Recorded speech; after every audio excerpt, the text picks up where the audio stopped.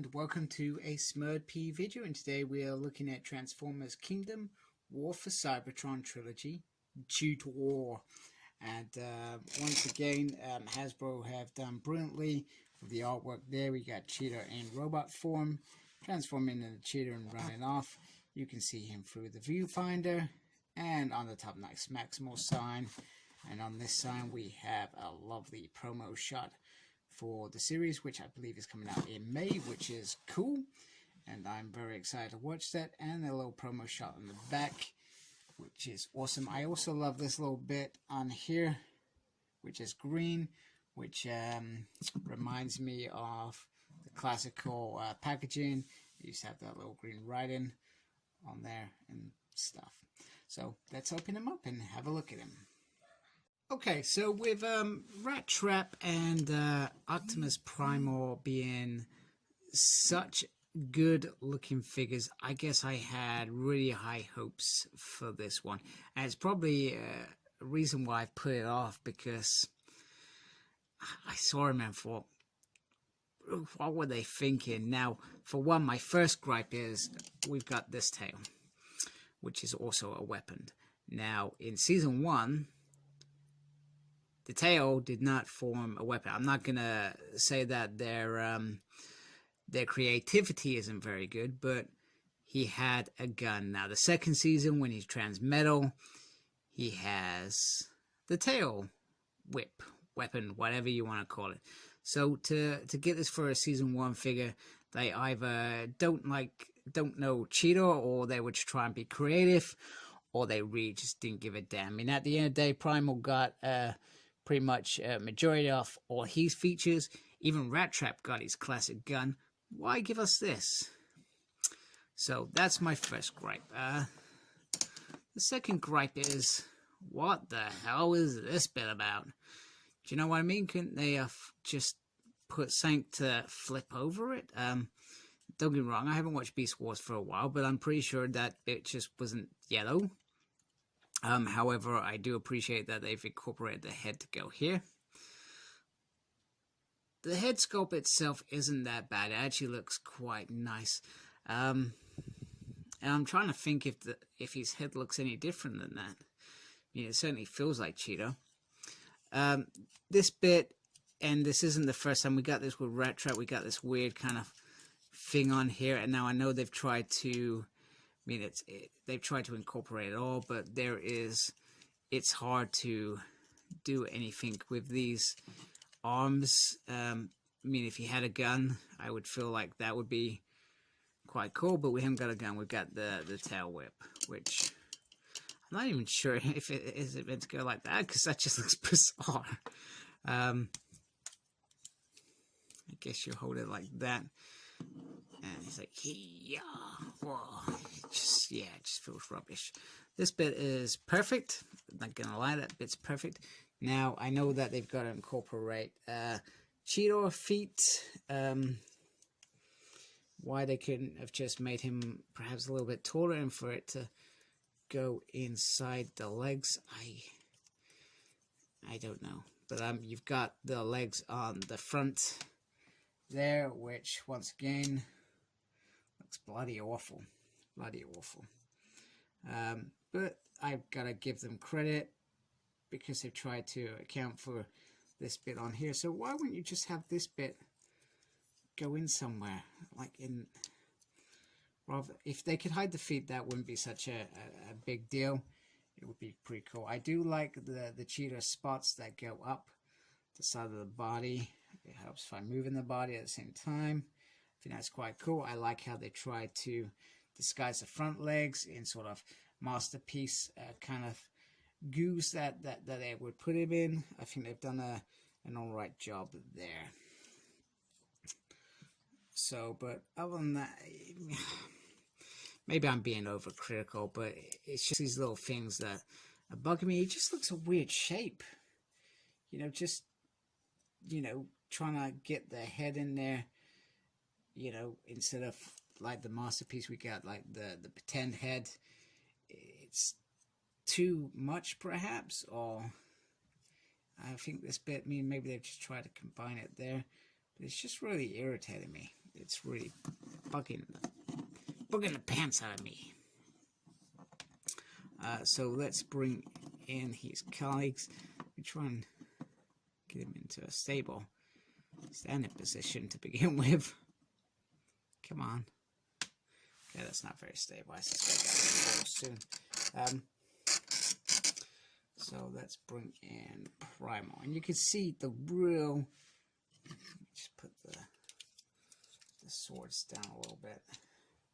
I mean, don't get me wrong, I know he's a little bit bigger, but you can see the sheer difference in that. I mean, we all mocked Rat Trap for his rat feet, but I mean, if you bring him in there, the rat feet is the only thing that stands out. This figure is perfect otherwise. So why does it feel like they've delivered some really quality figures? Even with, I mean, just looking at promo shots of Air Razor and Dinobot, I feel like they're going to be perfect as well, or almost perfect. Certainly Dinobot looks pretty awesome. And he's got that whole head thing going on, which some of me and the guys from the Beast Wars, the admins from the Beast War page have talked about. And, you know, for a 20 quid figure, you know, I let this go. But this is meant to be a deluxe. It's probably about 16, 17 pounds. And if you think about some of the quality that came with the G1 Earthrise, it's just a bit of a letdown. Do you know what I mean? Even with the 10 quid little figure they've delivered, why haven't they delivered with this? So it's probably just a mesh of color. I mean, I'm not even sure if it's just whether it's because of the colors as well. So we're missing a blaster, and the shape all looks weird, and it feels a little bit forced. So Cheetor for me is probably the letdown of this thing. I mean, Warpath, when you change Warpath, you know, into his Warpath mode, I felt like that was a big letdown. But this guy seems to have taken that taken it to a whole new level. So, and we will bring in the very, very beautiful Deluxe Cyclonus, who is perfect. I guess all the money went on Cyclonus, Primal, Rat Trap. Yeah, we skip Cheetor. Nobody cares about Cheetor. But a lot of fans do. I mean, you know, a lot of fans saw Cheetor's evolution from it was always considered teenager to man. I guess it is the way you look at it, and then how he looked at Optimus Prime as his father figure. And by the time you get to Beast Machines, you kind of almost get him questioning Optimus, saying, "You're not always right." Even though I thought Cheetor was a bit of a beep, and Optimus I still felt was right, but it was a change in their relationship, which I actually quite enjoyed. A lot of people hate Beast Machines, but the more I watch it, the more I like it. But sometimes I have to watch it and think, this is not part of the Beast Wars world to really enjoy it to the max, because otherwise I start thinking about the characteristics that changed drastically, especially with Rat Traps, even Silver Boulder, you know, character you would push to the back in Beast Machines. Completely different in the way he behaves, because he was made to do some evil. So on that note, Beast Mode. Okay, so for what Cheetor lacks in Robot Mode, certainly in Alt Mode, Hasbro have done a good job. And you almost feel like they've sacrificed the robot to accommodate the complicated body of a Cheetor, which is naturally a small cat, naturally skinny. Yeah, so in reality, it's probably a little bit disappointing, really. But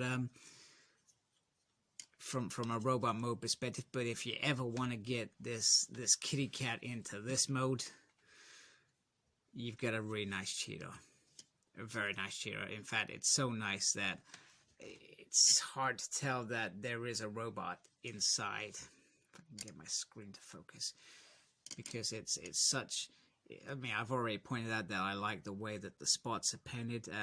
A bit of robot bits, just the odd blue, and just this little bit here on the back of the legs. Other than that, it's well done, and I guess that's what makes this figure probably even more disappointing to me, is because it's not even got an opening mouth, which is awesome. Even more disappointing to me because they've done such a good job on this, and made such a big sacrifice on a robot mode. It's a little bit disappointing, and I'm sorry. So I'm gonna bring in Optimus Primal, and I'm not gonna lie, I've forgotten how to transform them, but I'm pretty sure I've got it almost there. I mean, it looks pretty cool there, and size-wise, they look quite nice. The other one I'm going to bring in is Red Trap, and I'm pretty sure that I transformed him as well. But one thing that I will say, as I usually do, Hasbro have got the proportions correctly in terms of the sizes these Transformers should be. So Primal being the bigger gorilla, Cheetor being a nice size and skinny Cheetor, and Rat Trap being a little rat. So the sizes work once again, both in robot mode and in beast mode. So I've got to give them kudos for that. They have delivered on that, and perhaps that's another contributing factor, because they've delivered on that. We've got this Cheetor in robot mode that perhaps doesn't work, but they look very nice together. Pretty much, unless you're a really big fan of certain scenes that you want to set up, you're not going to have it. So I've probably griped the most about this figure since I've been picking up some of these Transformers, because this is probably the one.